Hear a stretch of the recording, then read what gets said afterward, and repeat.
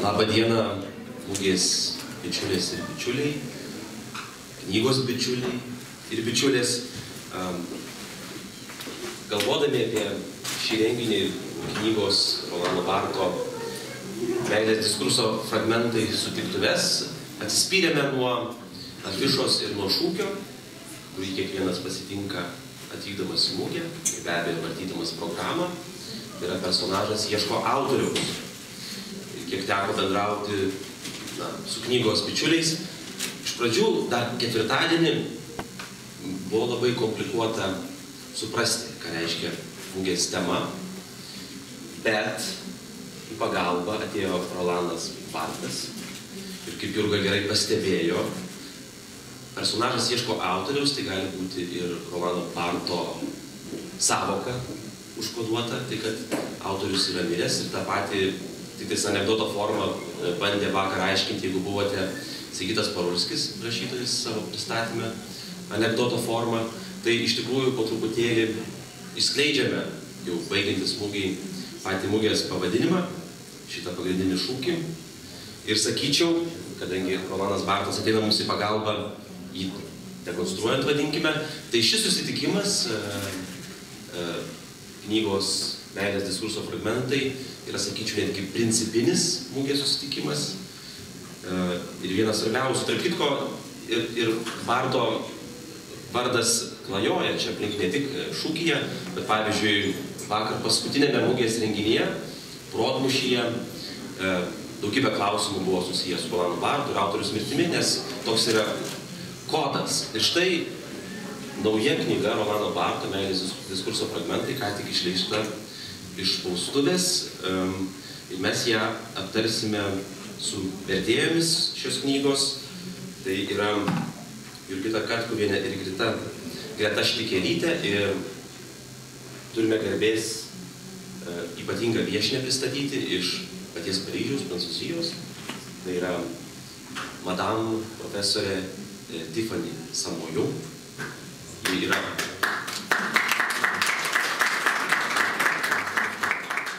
Rolando Barto tyrinėtoja ir dar atkreipčiau dėmesį į tokią detalę. Rolandas Bartas autorių nugalabijo 1968 metais, o profesorė yra gimusi 1968 metais, tai kas gali paneigti, kad tai yra autoriaus reinkarnacija, nes pati profesorė yra rašantis žmogus, rašytoja ir grožinės literatūros. Bet tada iš karto galbūt eikime prie tos knygos ir į Madame Tiffany kreipčiausi. Teksto malonumas yra turbūt pagrindinis kūrinys mūsų akademinėje bendruomenėje tarp skaitytojų. Ir štai šitas atsiranda naujas visiškai vertimas, meilės diskurso fragmentai. Kiek jisai bibliografijoje paties Barto yra išskirtinis.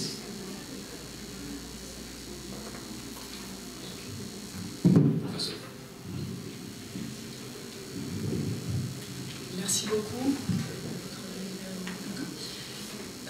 Fragment d'un discours amoureux, c'est le plus gros succès de Barthes de son vivant et aussi après sa mort. C'est le livre le plus vendu de Barthes.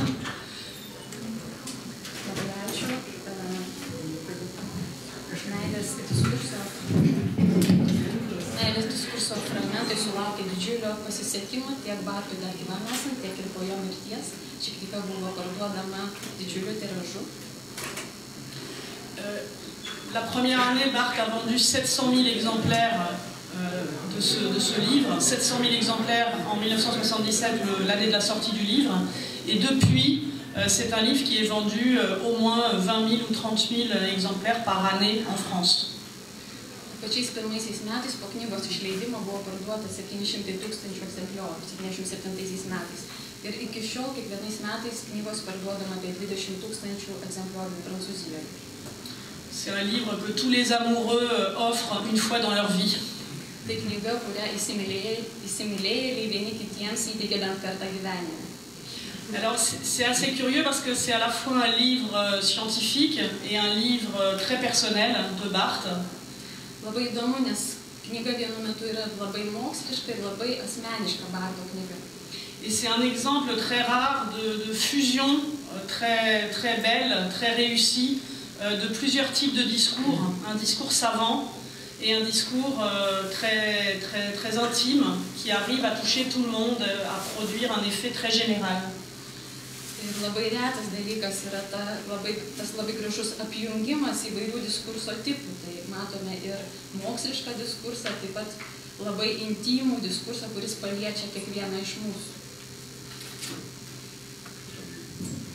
Aš kartu reaguočiau, atseit įsimylėliai dovanoja ne Šekspyro sonetus, o šią knygą, toksai turbūt prancūziškas stilius. Ir žinau, kad knygos vertėja irgi dar berods aname amžiuje gavo, nežinau, kuria kalba, angliškai, prancūziškai, gal vertėja atskleis šią knygą iš vieno subjekto, skaitančiojo, įsimylėjusiojo.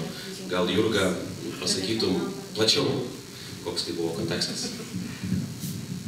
Tai tikrai mano istorija paliudija, kad šita Barto knyga, Meilės diskurso fragmentai, yra ta knyga, kurią aš skaičiau perkama prieš vasario 14 labai gausiai. Mano gyvenime taip irgi įvyko. Aš ją gavau 2000 metais. Nežinau, ar labai įsimylėjusio subjekto, bet man vyras ją atvežė į stažuotę, buvau išvykus, jis atvažiavo manęs aplankyti ir aš jau buvau pradėjusi rašyti savo disertaciją ir tyrinėjau kūno ir kūniškumo reikšmę reikšmių susidarime, tokia labai teorinė plotme dirbau. Ir jisai visiškai ramiai nusprendė, kad tai yra ta knyga, kuri tiks man mano moksliniai karjerai, bet manau, kad galvoju, kad ir asmeniškai tikriausiai jinai galios mūsų gyvenime. Ir štai apsisuko 15 metų, aš iš tiesų per šią knygą, per Rolando Barto Meilės diskurso fragmentus, kuriuos beje pirmą kartą gavau anglų kalbą, aš prie jo grįžau, pradėjau savo akademinę karjerą su juo ir štai pernai metais galvodama ir leidykla galvodama ir mes galvodami apie 100-asias Rolando Barto gimimo metines išvertėme knygą, kuri, kaip jau čia buvo minėta, skirta ne tik akademiniam skaitytojui, bet ir mums visiems. Ir turiu pasakyti, kad po 15 metų mano vyrui vėl tas Bartas užkliuvo, bet tik šį kartą užkliuvo jau tokių neigiamų pusės. Jau sakė, kiek tu gali su tuo Bartu būti, laikas atsigręžti ir į mane. Tai man atrodo, tai yra viena iš tų knygų, mano gyvenimas tai ir paliudė, kai mes galvom, kad akademija ir kažkokie tai rimti teoriniai dalykai yra labai toli nuo mūsų. Jie negalioja, veikia tik tai universitetuose, besimokant. Ne, netiesa. Begalė akademinių dalykų, begalė teorinių minčių dalyvauja mūsų kasdieniuose gyvenimuose. Mes net apie tai nesusimastome ir tavo minėtas Barto šūkis, kad autorius jau mirė, mes jau taip savaime suprantamai vartojame, kad net mugės pavadinimui toliau interpretuodami sukame. Tai Bartas yra toks autorius. Kiek ši knyga išplėsta supratimo lauką, savivokos, tarkim, ateini į Vilniaus knygų mugę, daug kas ateina kasmet, dalyvauja ir bandom apibūdinti, kas vyksta. Ir, sakykime, Eugenijus Ališankas sako, tai kaip gimtadienis knygos, maždaug kaip žmogaus irgi susirenkame visi švęsti knygos gimtadienį. Tokie palyginimai, bet jie iki galo netikina ir tada vis tiek atsispiriame nuo to teksto, kurį labiausiai pažįstame Rolando Barto, to teksto malonumo, Le plaisir du texte Lietuvoje. Ir pagaliau po, nežinau, po kiek metų, po 10 metų turbūt knygų mugėje supratau, kas čia vyksta. Tai yra tas erotiškumas iš tikrųjų. Bet kai pagalvojau, kad knygų mugėje yra tam tikras prieš orgazminio pobūdžio stendalio sindromas. Aišku, tai toks...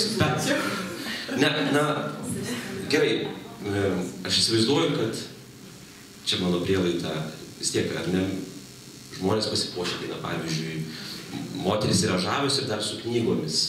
Tarkim, dekoltė ir knyga, čia Barto sąvokos. Vyrai, tarkim, neturi daug tų garderobę gudrybė, tarkim, apykaklė.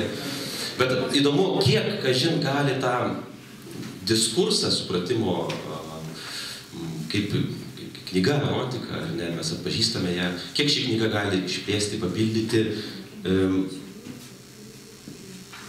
mylėjimo lauką, skaitimo ir mylėjimo lauką, erotiškumo ir knygos lauką. Galbūt profesorė pabandytų išskleisti. Alors, déjà, c'est un livre qui porte sur une certaine forme d'amour, pas tout l'amour, qui est l'amour-passion, l'amour romantique. Čia kalbama apie tam tikrą meilės formą, ne apie bet kokią meilę, tai yra meilė aistra. Et Barthes oppose deux formes d'amour, un amour mystique, il fait beaucoup de références à la mystique, Saint Jean de la Croix et Ruysbrock, enfin des auteurs mystiques, qui a un amour plein, total, et puis l'amour-passion, l'amour romantique, qui est un amour souffrant, un amour douloureux. Prieš pastatomos dvi meilės tarsi rūšis, tai yra visų pirma mistinė meilė, kuri išsipildžiusi visapusiška ir autoriai apie tai yra rašę, o kita vertus yra tokia romantiška meilė aistra, kuri verčia kentėti. Et à l'époque où il a écrit ce livre, c'était très provocateur parce que personne ne parlait de l'amour. L'amour n'était pas un objet scientifique, d'une part, et c'était la grande période en France de l'émancipation sexuelle, les années 1970. Et du coup, c'était très démodé, ça paraissait très démodé de parler de l'amour-passion. Ir ši knyga tapo tam tikra provokacija, nes tuo metu apie meilę nebuvo, kaip apie objektą nebuvo kalbama. Ir Prancūzijoje tuo metu, 80-ame dešimtmetyje vyko seksualinė emancipacija ir buvo laikoma, kad ta meilė kaip aistra yra išėjusi iš mados. Et la surprise, ça a été qu'en fait, tout le monde avait envie d'entendre parler de l'amour-passion et pas simplement de la sexualité. Et il était le seul à le faire. Il n'y a pas d'autres philosophes qui ont traité de cette question, il n'y a pas d'autres penseurs. Et donc, ce livre a occupé un espace qui était vide. Ir visus labai nustebino tai, kad iš tikrųjų skaitytojai norėjo girdėti, skaityti apie meilę aistrą, ne tik apie meilę seksualumą. O Bartas buvo praktiškai vienintelis autorius rašęs apie meilę aistrą ir jis užpildė tą tuštumą, kuri tuo metu buvo susikūrusi. Et c'est un livre aussi très intéressant parce qu'il repose sur une expérience de l'existence de Barthes. Barthes était très amoureux dans l'année où il écrit, ce livre. Et il fait vraiment une expérimentation à partir de cet amour, c'est-à-dire qu'il écrit son livre à partir de ses notes personnelles, son journal intime, mais aussi à partir d'un cours, d'un séminaire qu'il fait à l'université avec ses étudiants sur le thème de l'amour. Et qui est aussi une lecture, donc si vous l'avez lu le livre, vous le verrez, une lecture du livre de Goethe, Les souffrances du jeune Werther. Et le livre est composé par fragments qui mélangent donc ce matériau intime, personnel, avec un matériau d'études et d'expérimentation pédagogique. Taip pat yra labai įdomu tai, kad knyga remiasi asmeninė Barto patirtimi, nes tuo metu, kai jis rašė knygą, pats buvo įsimylėjęs ir jis tarsi atliko tokį eksperimentą. Ir knygą galime skaityti kaip jo intimų dienoraštį, asmeninį dienoraštį ir taip pat kaip medžiagą, kurią jisai dėstė savo paskaitų seminarų universitete metu, paskaitų skirtų meilės temai ir visą, ką jisai aptarė su studentais universitete. Taigi, jeigu skaitėte ar skaitysite šią knygą, rasite daug nuorodų į Getės jaunąjį Werterį ir visa knyga yra sudaryta iš fragmentų, kuriuose persipina ir tas asmeninės patirties elementas ir taip pat mokslinių tyrimų sritis. Et une autre chose importante à dire à propos de ce livre, c'est que son caractère très, très général, très universel, vient aussi du fait que Barthes arrache l'amour à la différence des sexes. Vous savez sans doute que Barthes était homosexuel, et donc l'amour-passion dont il parle, c'est pour un garçon. Mais dans le texte, il n'y a aucune marque de genre. Chaque personne, homme, femme, hétérosexuel, homosexuel, peut se reconnaître dans les différentes figures. Il n'y a pas une place pour la femme, une place pour l'homme, une place... C'est vraiment égalisé. Et ça, c'est ce qui donne sa très grande force aussi, je pense, au livre de Barthes. Ir dar svarbu paminėti tai, kad knyga yra, jos pobūdis yra labai universalus, labai visa apimantis. Ir įdomu tai, kad Bartas savo knygą tarsi atsisako skirstyti meilę pagal lytis, apskritai išskirti lyčių meilę. Ir, kaip žinote, jis pats buvo homoseksualus ir tai, ką jisai, jausmus, kuriuos knygoje reiškia, jis juos skiria vyriškai.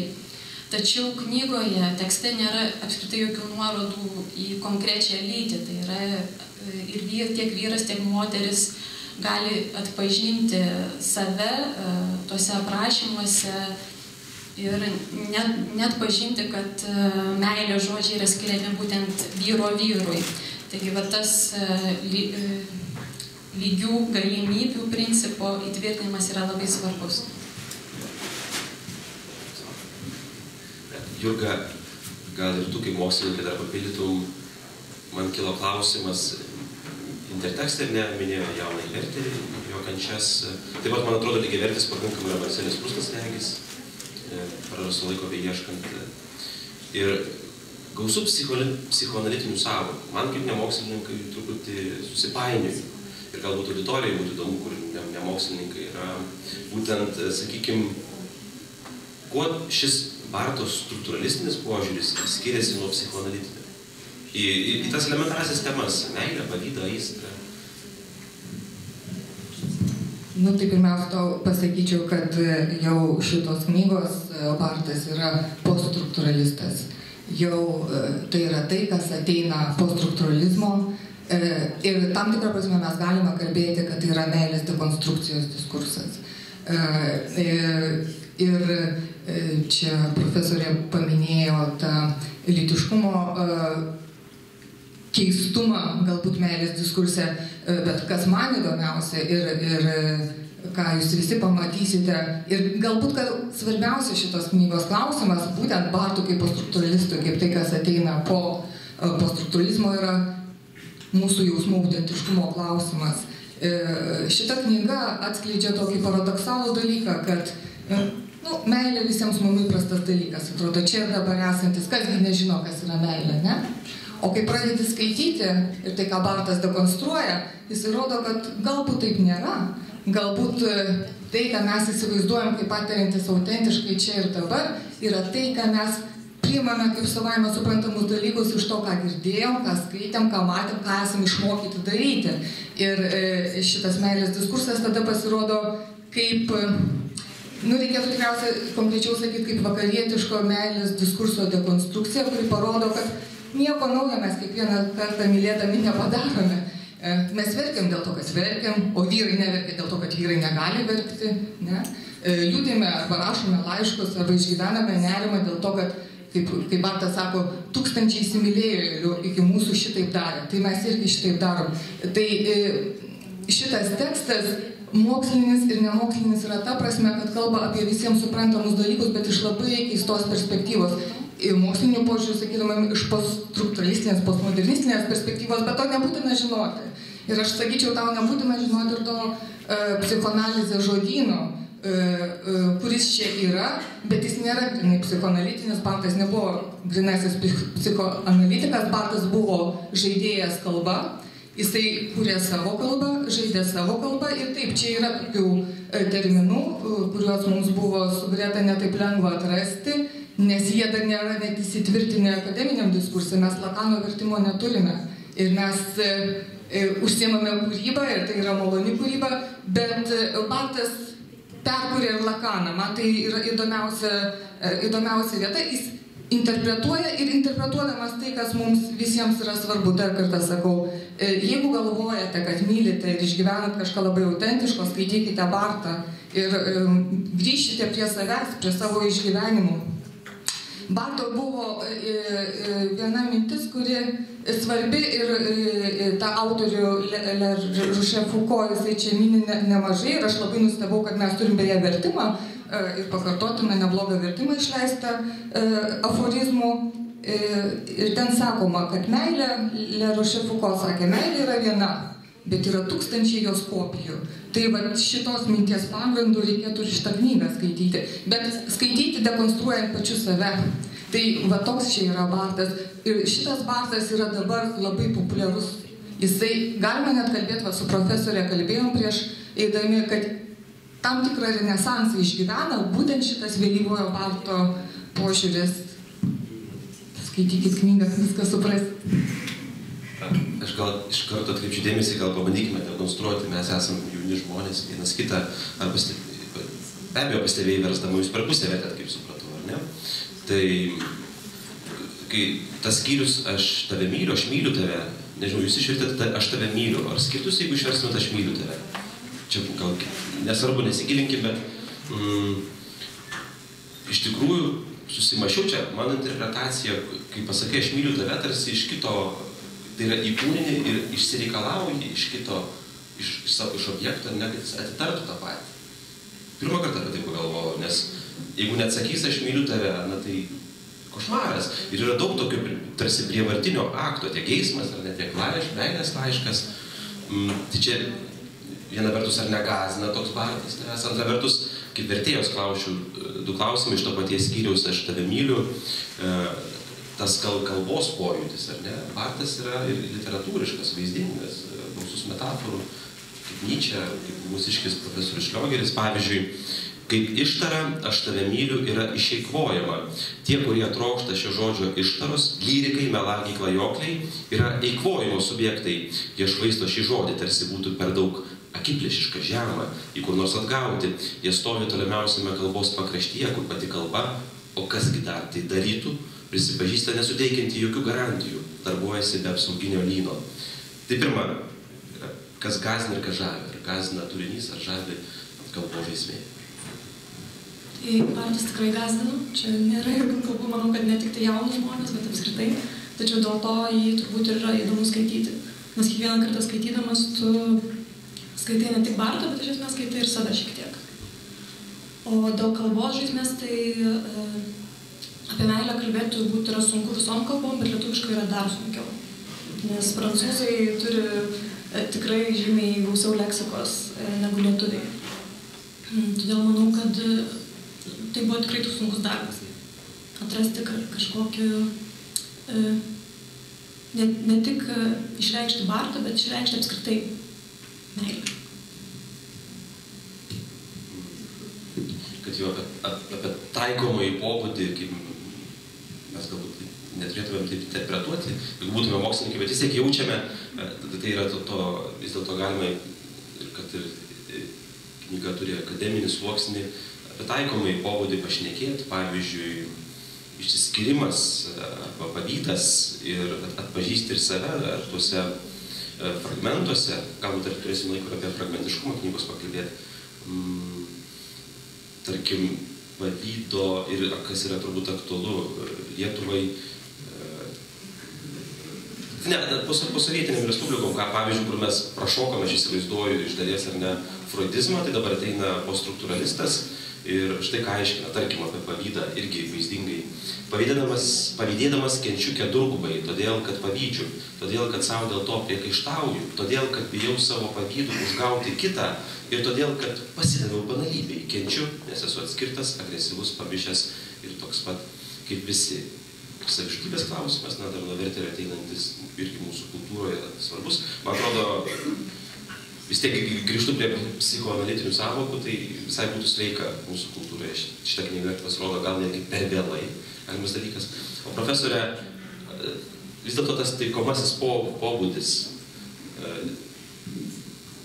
jums turbūt kultūroje jisai nebuvo toksai tikriausiai šokiruojantis kaip mūsų kultūroje. Aš nežinau, kiek pažįstate lietuvių kultūrą, bet kiek kasdienėme gyvenime jos sąvokos pravardžius.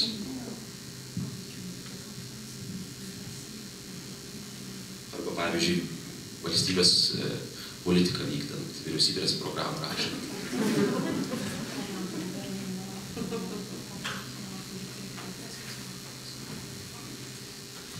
Non, je ne crois pas. C'est pas un guide de comportement ou un mode d'emploi de l'amour non plus, et encore moins de la politique, je pense, dont Barthes se tenait assez écarté d'ailleurs.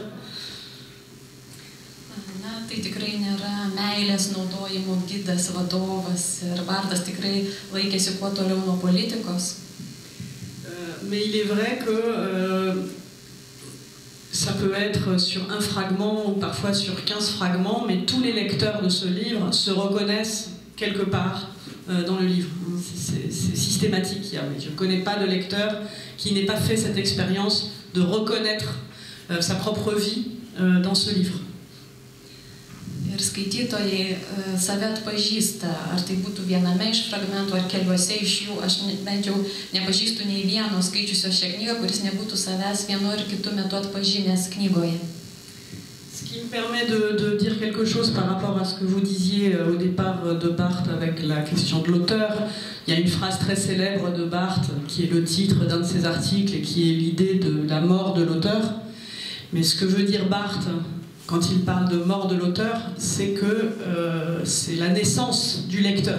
Et est-ce que c'est la grande révolution de Barthes dans l'approche de la littérature, c'est des livres, c'est l'importance donnée à la figure du lecteur qui rendent en fait ces livres très accueillants, très hospitaliers.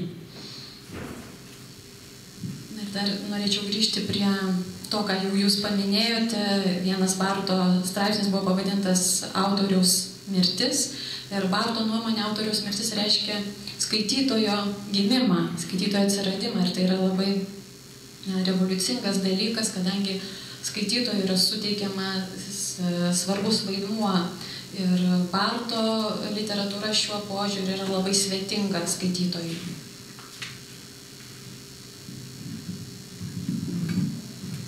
Paminėjai apie politiką, tai negalime sakyti, kad Bartas iš tikrųjų labai toli nuo politikos, vis tik visą gyvenimą Bartas buvo ideologijų kritikas ir jis toks liko iki pat savo gyvenimo pabaigos.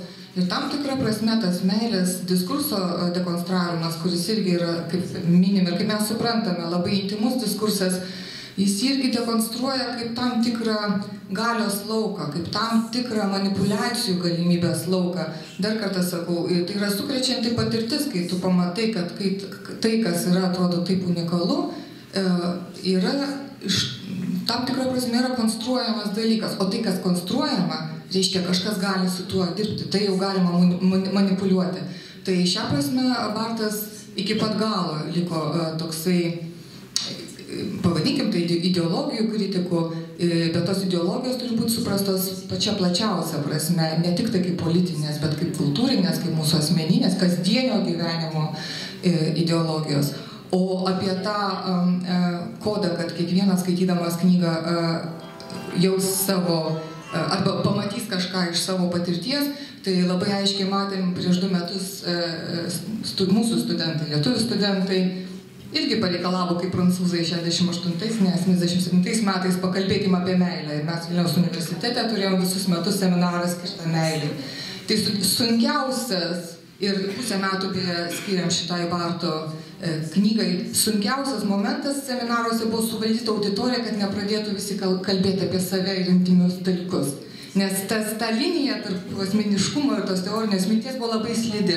Taip kalbėdavom ir jau žiūrim, o man, o aš, tai viskas čia yra labai šalia. Tai ar iš tikrųjų jis išlaisvina?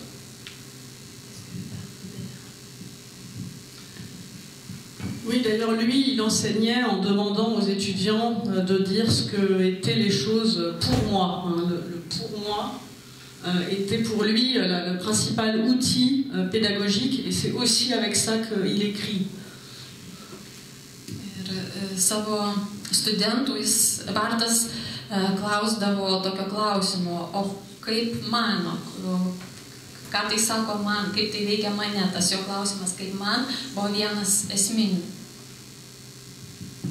Et c'est ce qui rend aussi ses livres très personnels et qui fait qu'il tient une place assez à part dans le paysage intellectuel français, parce qu'aujourd'hui, il est vraiment reconnu comme écrivain. C'est pour ça qu'on ne le considère plus simplement comme un structuraliste ou comme un théoricien, mais vraiment comme un écrivain. C'est-à-dire un écrivain qui pratique une écriture d'essai, une écriture qui n'est pas fictionnelle. Mais il y a évidemment une grande part de fiction dans ce livre-là, ainsi que dans les 3-4 derniers livres de Roland Barthes. Il y a quelque chose qui s'est libéré et qui le conduit d'une certaine manière vers une forme de fiction. Barto knyga yra labai asmeniška knyga ir ji dėl šios priežasties yra laikoma šiek tiek išskiriama iš kitų literatūros kūrinių, ir Bartas jau pradėtas laikyti rašytoju, ne tik tai struktūralistų, teoretikų, bet taip pat ir rašytoju, kadangi jis pamažu savo knygose perėjo prie to laisvesnio rašymo stiliaus ir tokiu būdu išsilaisvino. D'accord. Ir tai, pavyzdžiui, dar vieną citatą, jeigu leisite, kai Bartas, poststruktūralistas, pereina į Bartą beletristą, pavyzdžiui. Kito kūnas buvo padalintas. Iš vienos pusės savas kūnas, oda, akis, švelnus, šiltas, o iš kitos pusės šaižus, prislopintas, tolstantis balsas, kuris nesuteikia to, ką suteikdavo jo kūnas. Arba dar iš vienos pusės minkštas, vangus, maloniai šiltas, aksominis, prismingai nerangus kūnas, o iš kitos jos skambus, aiškus, žemiškas balsas. Visada balsas.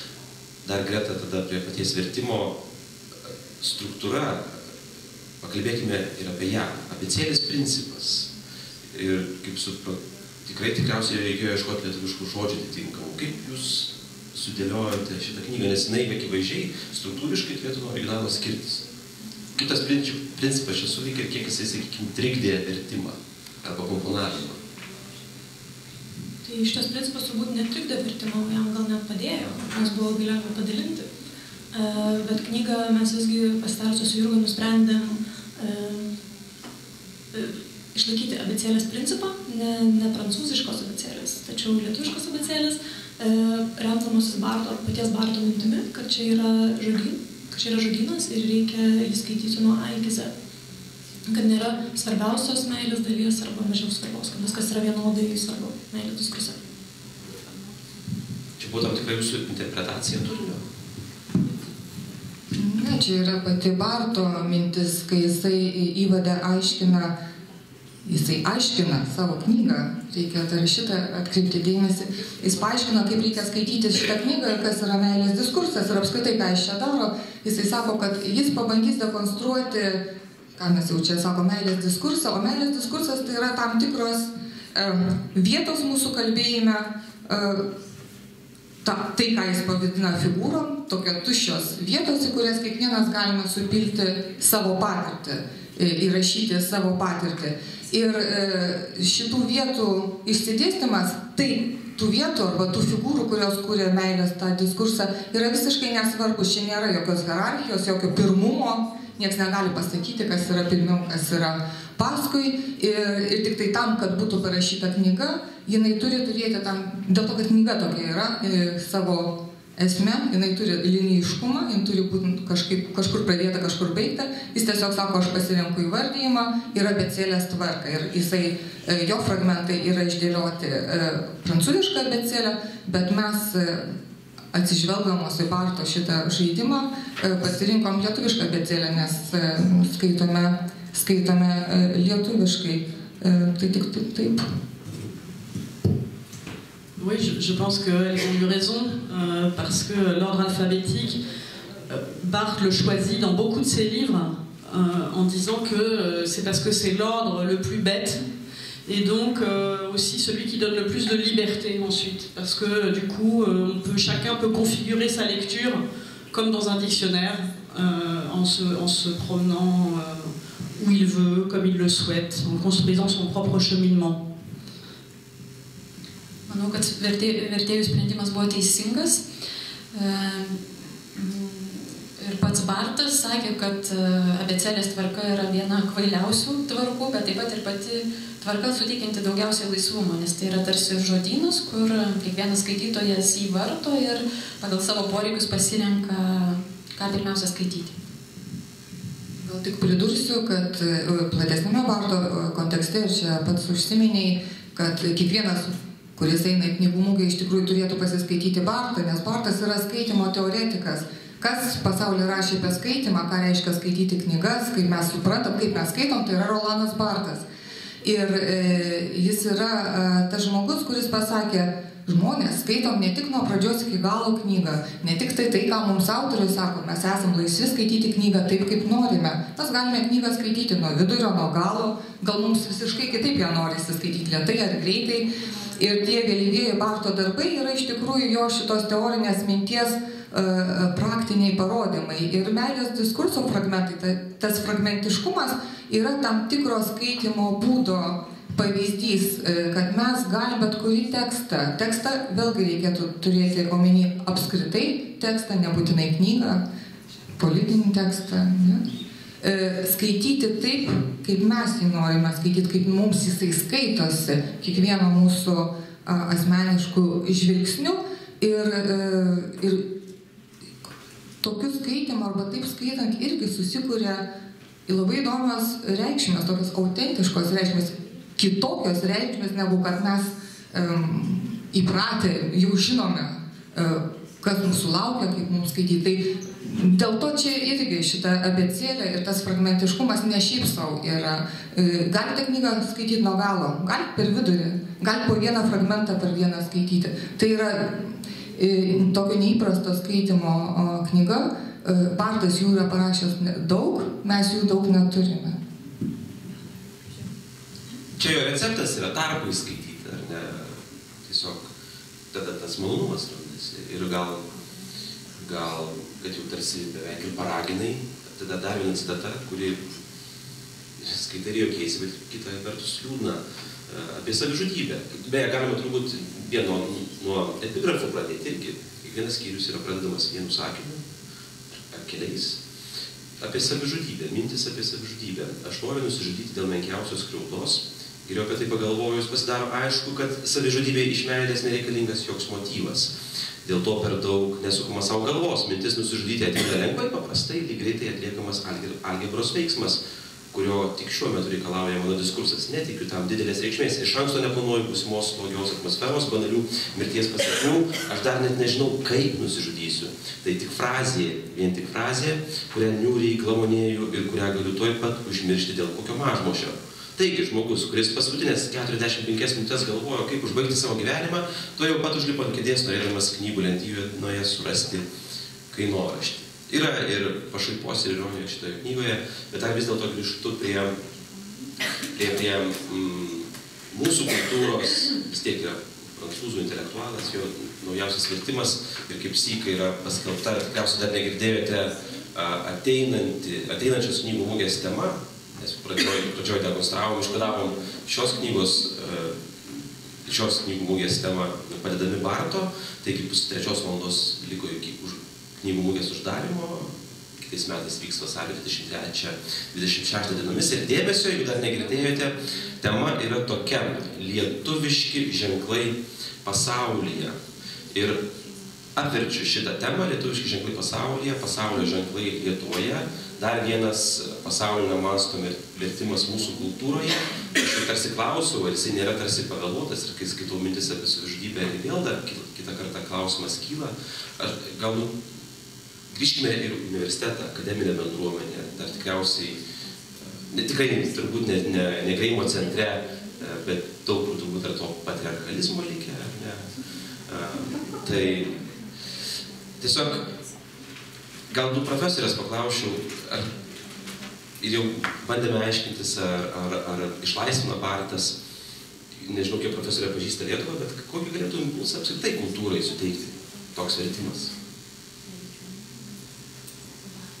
Būtent ši knyga meilės diskurso fragmentai.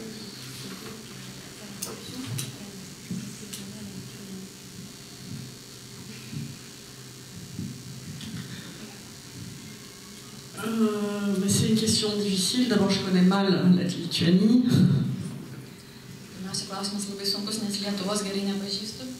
Donc, je vais répondre forcément de manière un peu générale. Sur le fait aussi qu'on construit du commun. Enfin, pour moi, c'est le fond politique de ce livre qui n'est pas un livre politique, mais qui est un livre politique aussi parce qui montre qu'on construit quelque chose de commun en travaillant à partir du plus intime et pas simplement avec le plus superficiel de ce qui nous réunit, mais peut-être avec le plus profond de nos expériences communes.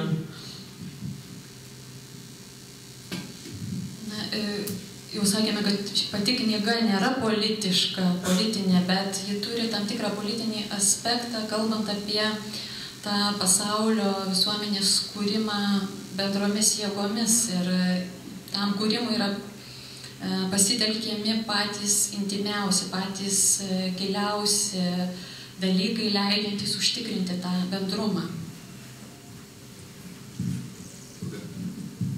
Aš tai manau, kad vertimas tai pavėluotas yra ir kalbant apie akademiją, labai norėtųsi, kad būtų tam tikras sukrėtimas, nes Bartas yra iš tų akademikų, kurie parodė, kad akademiškai rašyti tai nereiškia išdėstyti, kas yra tikslas, objektas ir rezultatai, kad akademiškai rašyti galima ir kūrybingai rašyti. Yra skirtingi diskursai.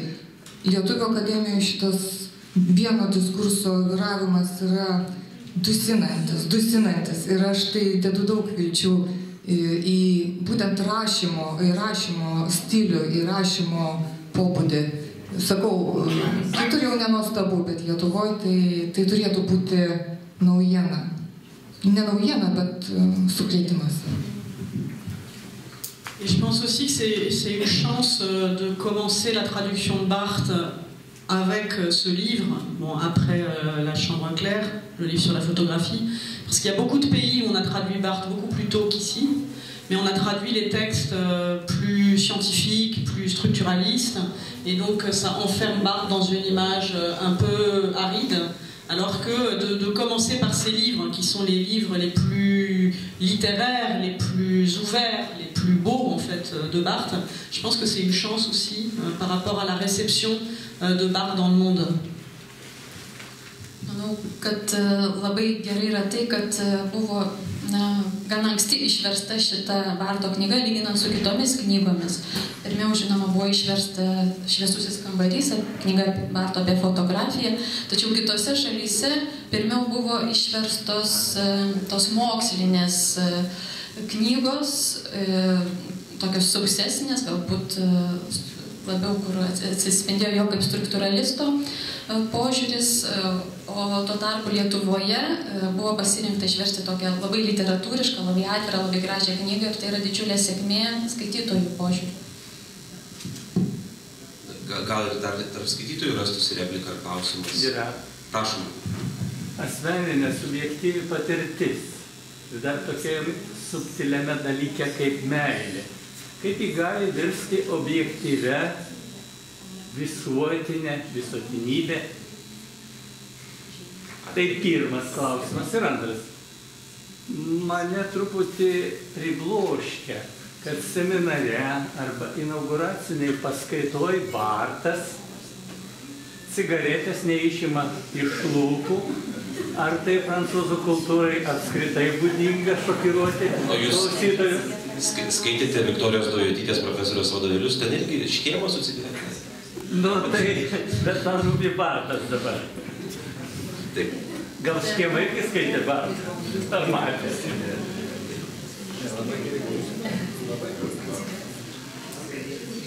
Kad nesuviskite. Professorė? Alors, je racontais une anecdote.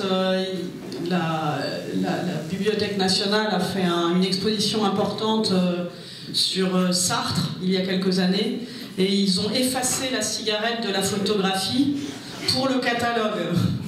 Mais là, on n'a pas effacé la cigarette pour le cours, pour la présentation.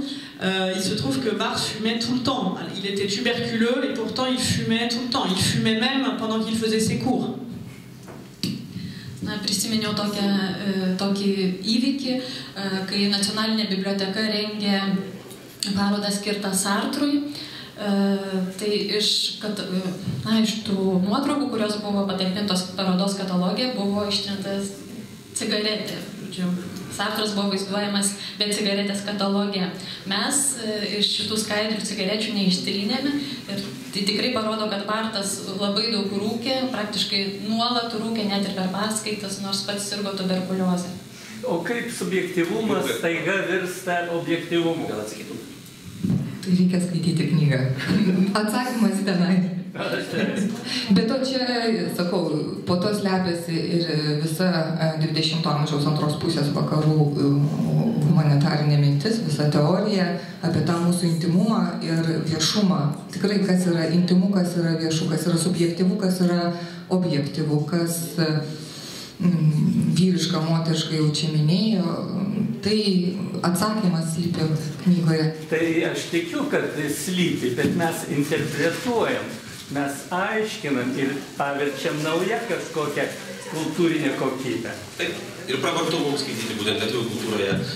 Jau į pabaigą, dar tikrai profesorė Tiffany Samojo pabendrausiu su skaitytojais nebeįdomu. Gal ir atsakysi užsilikusi klausimą, aš dar tik paskutinį klausimą jums. Juokais truputėlį. Jūs dirbate Sorbonos trečiajame Paryžiuje. O pažįstate Hjusmano tyrinėtoją François?